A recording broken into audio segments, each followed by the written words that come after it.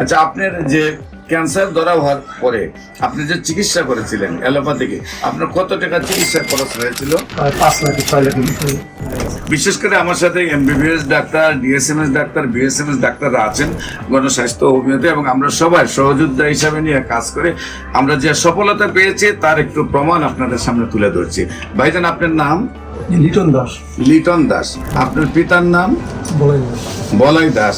আপনার ওয়াইফের মায়ের নাম? সরস্বতী দাস। সরস্বতী দাস। আপনার ওয়াইফের নাম? ওয়াইফ নাই, বিয়ে করেন নাই?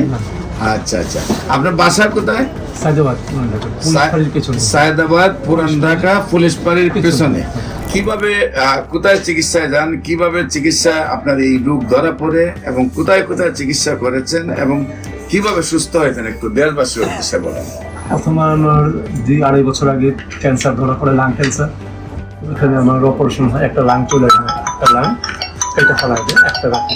আর কেমো দিয়েছিলাম 3-4টা কেমো দেওয়ার পরে আবার 2 বছর পরে এটা ফিরে আসে শরীরে। ডাক্তার বলে আবার কেমো দিতে হবে। তো আমি আর কেমন না দিয়ে আপনার স্বর্ণপূর্ণ আপনাকে ফেসবুকে বিভিন্ন। আপনি প্রথম যখন ডাক্তারের কাছে গেছেন, যাওয়ার পরে ধরা পড়ছে আপনার ক্যান্সার হয়েছে। হ্যাঁ, তো ক্যান্সার হওয়ার আগে আপনি ডাক্তারের কাছে গেছেন, আপনার কি প্রবলেম হতো? আমার কাশি হইতো। কাশি হইতো। কাশি হইতো আর শুকাই যাবে। পর্যাপ্ত পরিমাণে কাশি হইতো। তারপরে ডাক্তার দ্বারা গেছেন, ডাক্তার দ্বারা যাওয়ার পরে দেখা গেল আপনার লাং ক্যান্সার। তারপরে আপনি লাং কেটে ফেলেন। কেটে ফেলে 2 বছর মোটামুটি একটু সুস্থ থাকেন। তারপর আবার ক্যান্সার ব্যাক করে আবার কফ টফ সব চলে আসে। সম্মানিত দেশবাসী, প্রত্যেকটা ক্যান্সারে কেমোথেরাপি, রেডিওথেরাপি বা অপারেশন করার পরে কিছুদিন ভালো থাকে, আবার রিটার্ন ব্যাক করে। তারপরে আবার অপারেশন, আবার কেমোথেরাপি, আবার রেডিওথেরাপি দেওয়ার পরে আবার কিছুদিন ভালো থাকে, তারপরে আর চিকিৎসায় ধরে না, একসময় মৃত্যুর মুখে ঢেলে পড়ে।